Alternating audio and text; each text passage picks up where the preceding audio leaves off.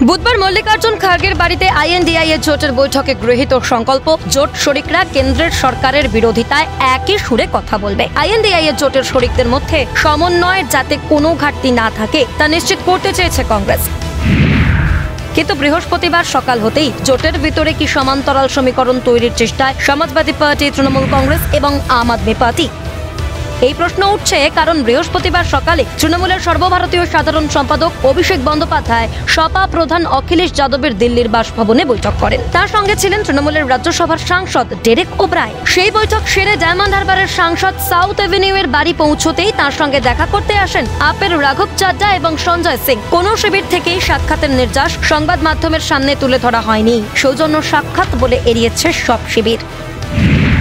রাজনৈতিক মহল বলছে আইএনডিআইএ জোটের বড় শরিক কংগ্রেস যাতে একতরফা সিদ্ধান্ত নিতে না পারে, সব সিদ্ধান্তের শরিক যাতে জোট শরিকদের করে, এই চাপ বজায় রাখতে ছোট ছোট বৈঠকের মাধ্যমে নিজেদের মধ্যে বোঝাপড়া বাড়িয়ে রাখতে চাইছে আইএনডিআইএ জোটের অন্য শরিকরা। বিরোধী আইএনডিআইএ জোটের অন্দরেও কি দর কষাকষির পরিবেশ তৈরি করতে চাইছে সপা, আপ, টিএমসি, উঠছে প্রশ্ন। বৃহস্পতিবার সংবাদ সংস্থাকে সপা প্রধান অখিলেশ যাদব বলেন, এবার সংসদে বিরোধীদের শক্তি বেড়েছে, এবার আর বিরোধীদের কণ্ঠ রোধ করা যাবে না। खुशी की बात यह है कि विपक्ष इस बार मजबूत होगा और विपक्ष की जो आवाज है वो दबेगी नहीं। और वहीं कई महत्वपूर्ण सवाल हैं जो चुनाव में जनता के बीच में रखे गए थे। सबसे बड़ा सवाल यह अग्निवीर की नौकरी का।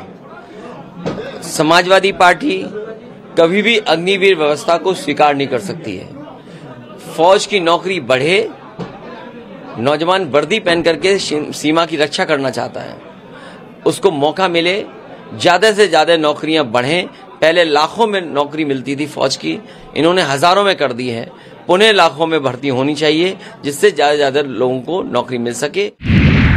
সমমনোভাবাপন্ন দলগুলোর সঙ্গে বোঝাপড়া বাড়িয়ে আইএনডিআইএ জোটের ভিত আরও শক্ত করতে উদ্যোগ নিয়েছেন অভিষেক বন্দ্যোপাধ্যায়।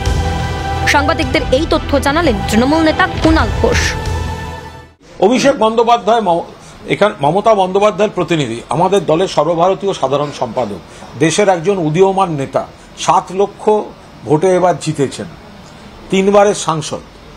তো ফলে সেই জায়গায় দাঁড়িয়ে তিনি দিল্লিতে আছেন এবং আমাদের ইন্ডিয়া বা সমমনোভাবাপন্ন যে দলগুলি আছে তাদের নেতৃত্বের সঙ্গে বৈঠক, রণকৌশল, পারস্পরিক সৌজন্য, আরও ইন্ডিয়াকে শক্তিশালী করা, যা যা পদক্ষেপ করার সেগুলো অভিষেক বন্দ্যোপাধ্যায় করছেন। ক্যামেরায় কিশোর মুখোপাধ্যায়, জ্যাকি সিং এর সঙ্গে সত্যজিৎ মুখোপাধ্যায়, ইন্দ্রাণী দাশগুপ্তের রিপোর্ট, ক্যালকাটা নিউজ।